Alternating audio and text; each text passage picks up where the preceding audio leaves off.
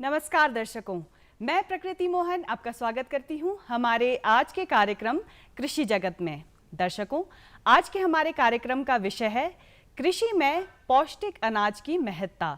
और इस विषय में जानकारी देने के लिए हमारे साथ हमारे स्टूडियो में उपस्थित हैं श्रीमती सुभद्रा कंवर, जो कि एक प्रगतिशील किसान हैं। तो आइए बात करते हैं सुभद्रा कंवर जी से। आपका बहुत बहुत स्वागत है हमारे स्टूडियो में। आपको भी।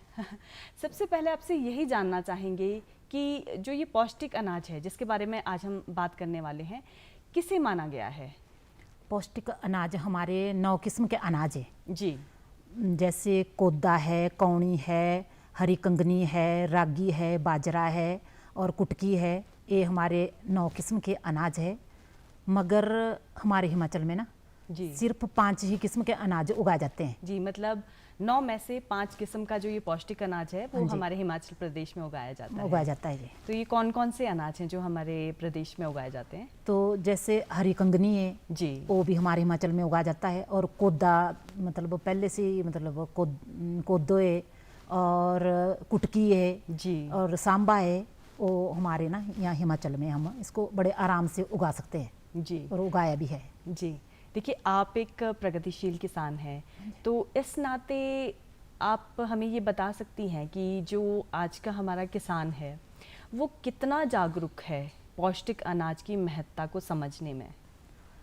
हमारा किसान वैसे तो कोई खास जागरूक नहीं था, जी। मगर जैसे ही ये कोरोना की बीमारी आई जी और हमारी प्राकृतिक आपदा, आप देख रहे हो कितनी प्राकृतिक आपदा जी आई, जी तब से हमारी सरकारें भी और हमारे किसान भी जागरूक हुए। जी और जब बहुत सी बीमारी आई, देखो पीछे कोरोना में ना ऐसे ही मतलब जी बिल्कुल, क्योंकि देखिए उसके बाद ही हम लोगों को लगा कि हमें क्या ऐसा खाना चाहिए जो हमारे, जिससे हमारी इम्यूनिटी बढ़े, मतलब हमारी रोग प्रतिरोधक क्षमता जो है वो बढ़े, या फिर कौन सा ऐसा अनाज है जो हमें खाना चाहिए कि जो हमारे लिए बहुत ज़्यादा पौष्टिक हो, जिससे हमें ये जो कोरोना की जो बहुत ही खतरनाक बीमारी आई थी, या वो तो कह लीजिए कि अभी भी चल रही है, कि उससे हम किस तरह से लड़ पाएँ। जी बिल्कुल ठीक कहा आपने। तो इसीलिए ही हमारी जो सरकारें है ना, उन्होंने मतलब ये श्री अनाज,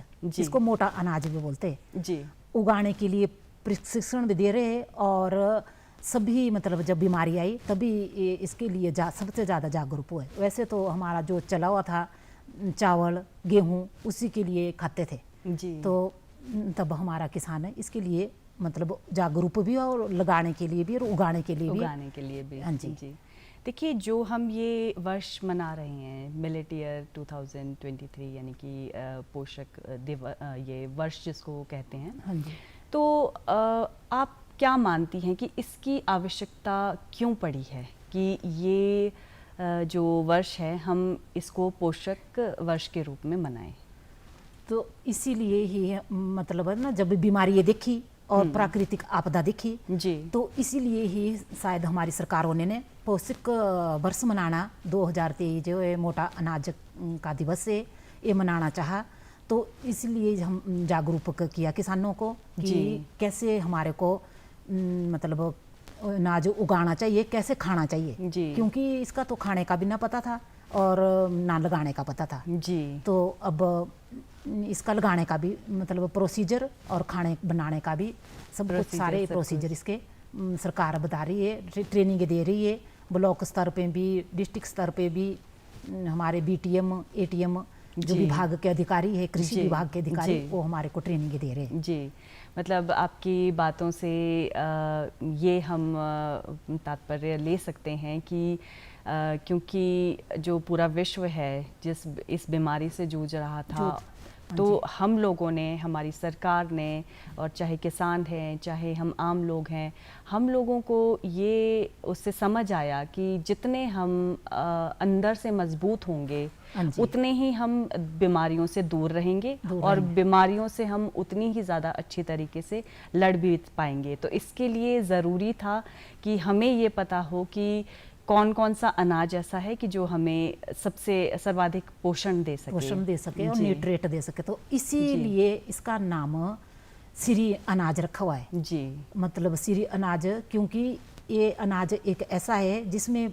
पूरी पोषक तत्व भी है, जी। न्यूट्रिएंट भी है जी। और इस अनाज से सबसे बड़ी खासियत ये कि इसमें अगर आप केमिकल डालें या कोई खाद डाले ना तो ये अनाज नहीं होता।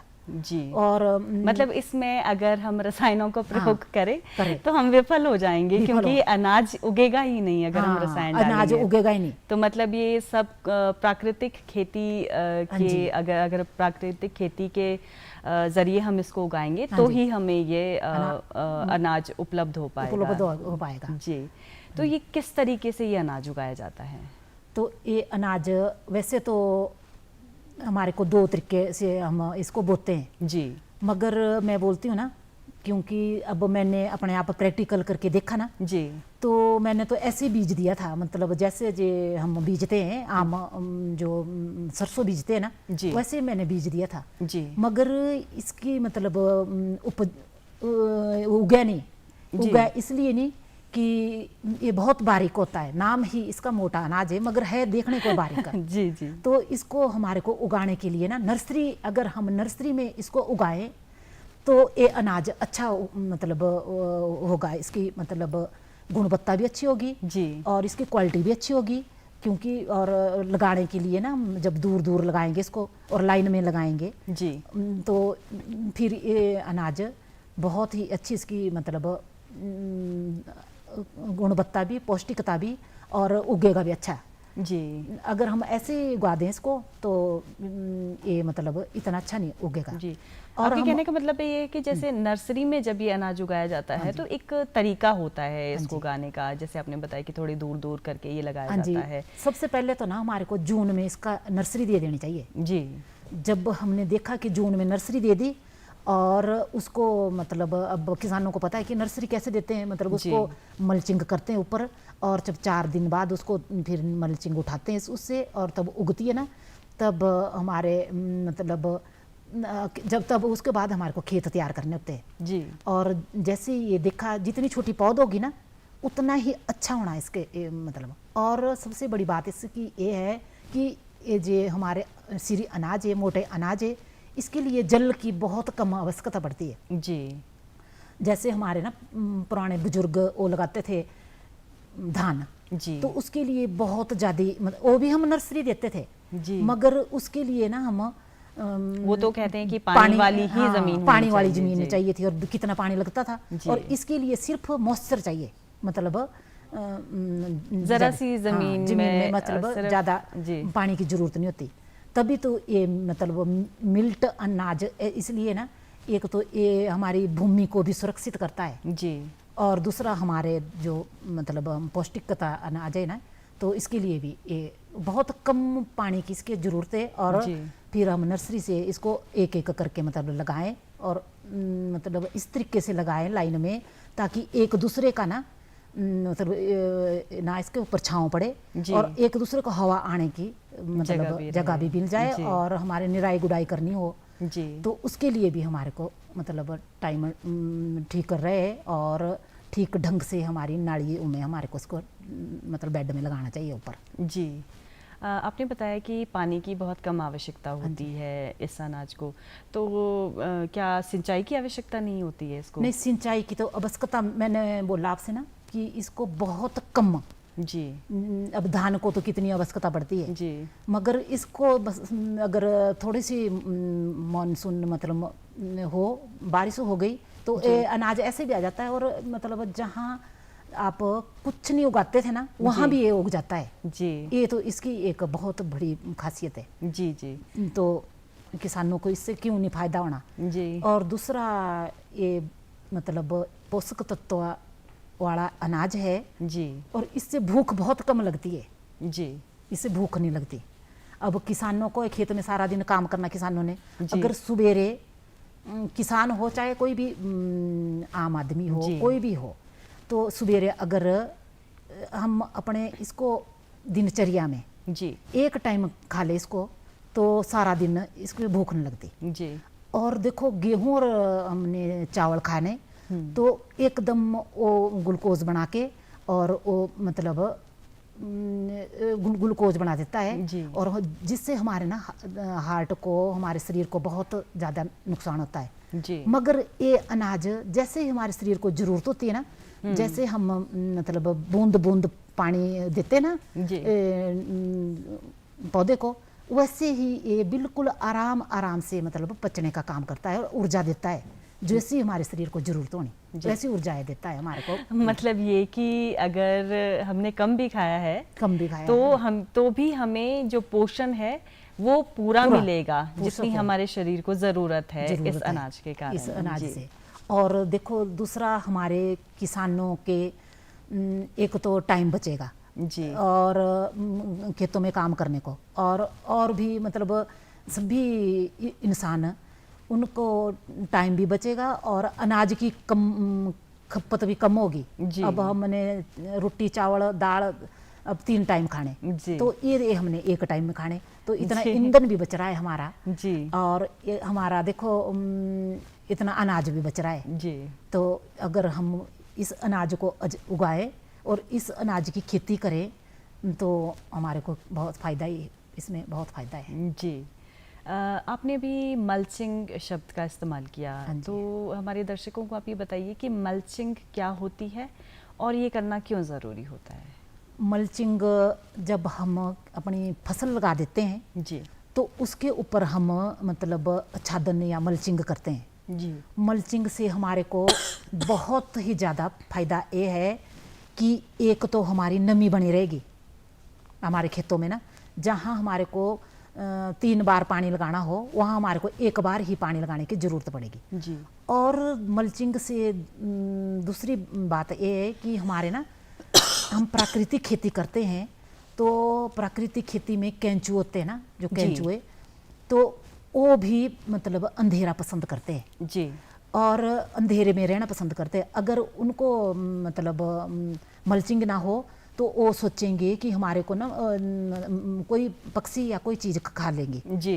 वैसे और जैसे कि होता भी है कि जैसे हम हल लगाते हैं तो जैसे केंचुए बाहर आ जाते हैं तो हम देखते हैं तरह तरह के पक्षी उस खेत में आके इकट्ठे हो जाते हैं और इनको वो अपना आहार बना लेते हैं। आहार बना लेते हैं। तो इसीलिए अगर हम मल्चिंग करेंगे ना जी, तो एक तो हमारे पानी की बहुत कम लग रहा है मतलब। जी। वैसे भी देखिए अभी हमारे प्रदेश में पानी की किल्लत तो है ही, तो इससे थोड़ा बहुत हमारे प्रदेश में पानी की किल्लत भी दूर होगी, क्योंकि इस अनाज को आप कहती हैं कि ज़्यादा पानी की आवश्यकता नहीं होती, पानी की आवश्यकता नहीं है और मतलब ये ना हमारी ज़मीन को भी ना मॉइस्चर बनाए रखता है ये अनाज जी, ये, और पर्यावरण को भी शुद्ध करता है जी। तो इस अनाज को तो किसान को तो मतलब उगाना चाहिए। मैं तो ये बोलती हूँ कि ज़्यादा नहीं तो अपने लायक तो उगाए मतलब अपने खेतों में तो ये अनाज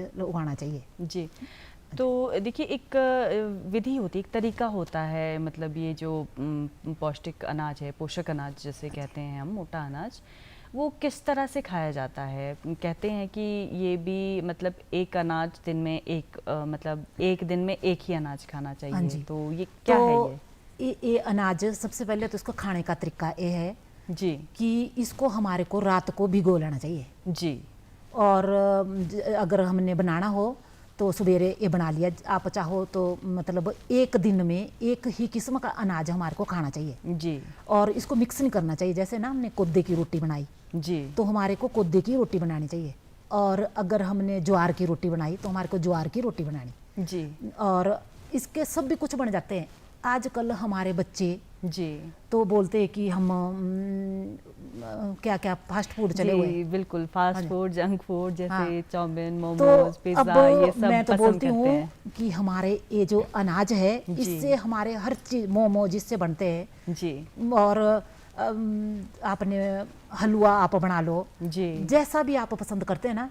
और अब हमारा परीक्षण लगा हुआ था मसोबरा में, वहाँ हमारे नेकराम शर्मा जी जो जिनको राष्ट्रीय पुरस्कार मिला है तो उन्होंने बहुत सी आइटमें हमारे पास बताई, लड्डू इसके बनाए और चाय। अब हम सवेरे उठ के ना सारे जो भी है सबसे पहले चाय पीते हैं। जी, जी। तो ये मेरे को बहुत ही ज़्यादा अच्छा लगा। चाय बनाई ना उन्होंने कि इस पौष्टिक अनाज सिखाई की बनाना। चाय भी बन जाती है। इसकी मैं बोलती हूँ आप हर चीज़ बन जाती है इससे। जी मीठा खाना चाहे तो मीठा आप बना लो, नमकीन खाना चाहे तो जी नमकीन हाँ, बना लो। जैसे कि आपने बताया कि हाँ जी। मोमोज तक बन जाते हैं मोमो इसके। जो इसके बन जाते हैं, लड्डू इसके बन जाते हैं, और चिल्लड़े मतलब हमारे बोलते हैं ना, जो आपने कोई भी चीज़ है उसके हर चीज़ बन जाती है। जी और बच्चों को फास्ट फूड खाने से भी बच जाएंगे। जी, और क्योंकि बच्चों को ये जो पौष्टिक अनाज है, हाँ जी। इस पौष्टिक अनाज के बारे में उनको कोई जानकारी नहीं है, क्योंकि बचपन अब से ही वो हाँ जी। यही चिप्स, कुरकुरे, चाउमीन, मोमोज, अब पिज्जा, बच्चों ने वो सब शुरू में से ही ही है। या हमने भी शुरू से ही खाए,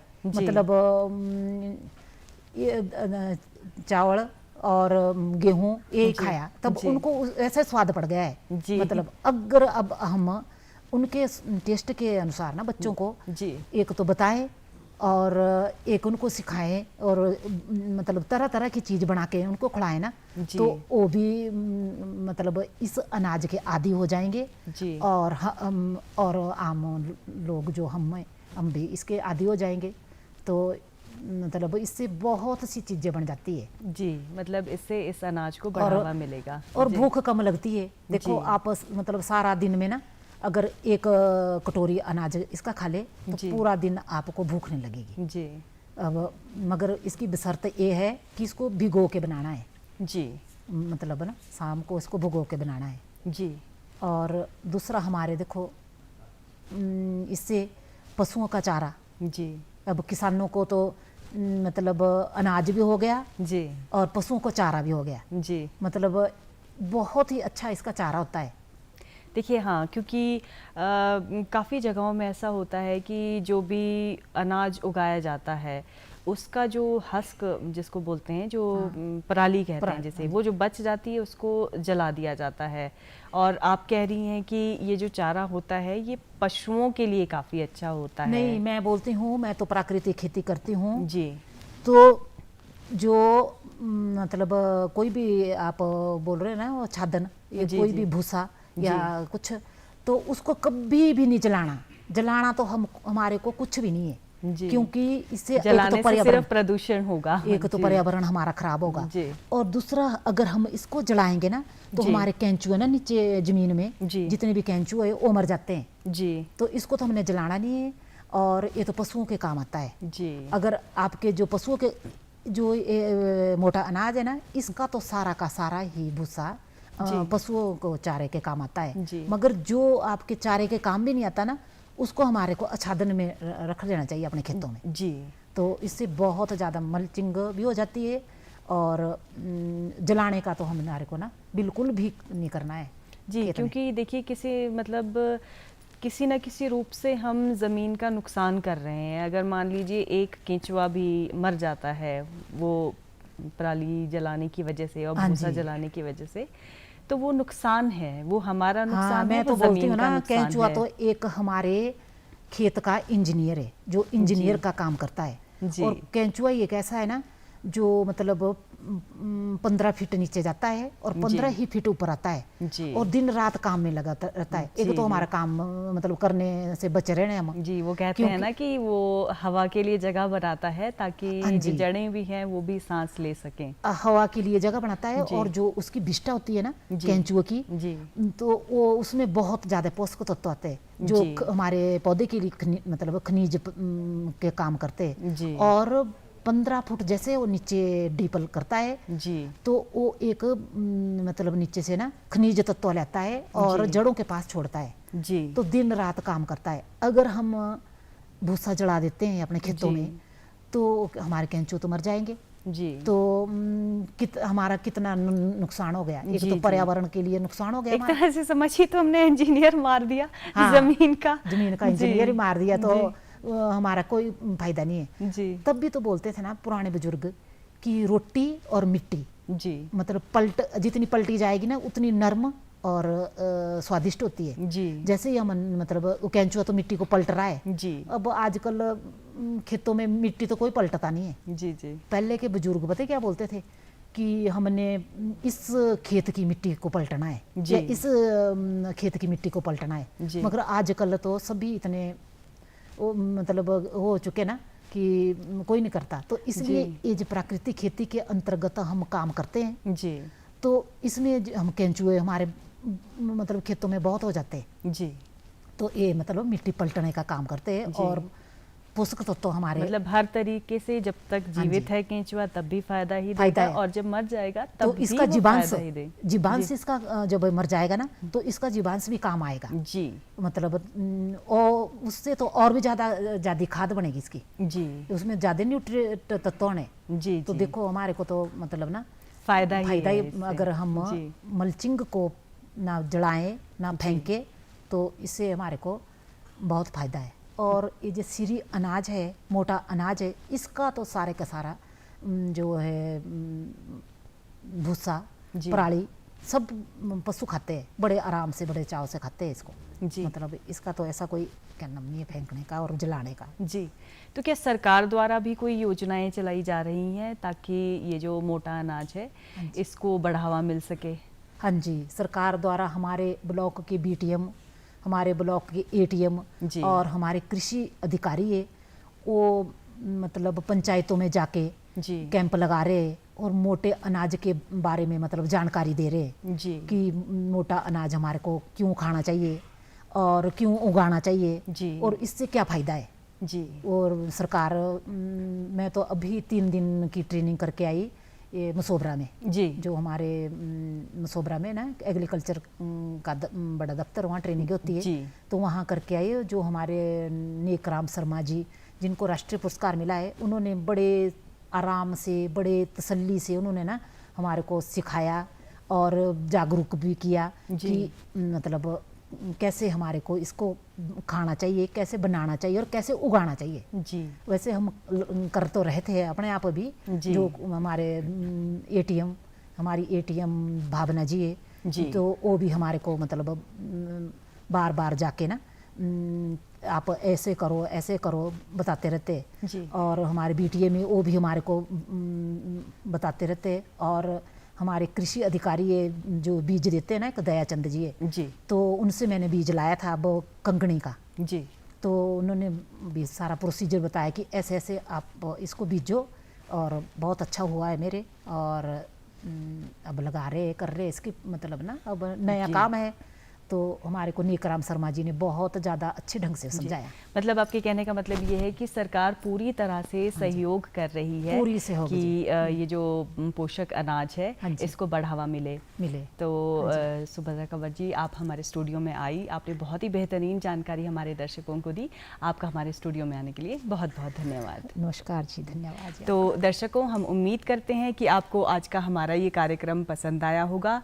अगले विषय में आपके से फिर मुलाकात होगी अगले अंक में, और तब तक के लिए हमें आज्ञा दीजिए। नमस्कार।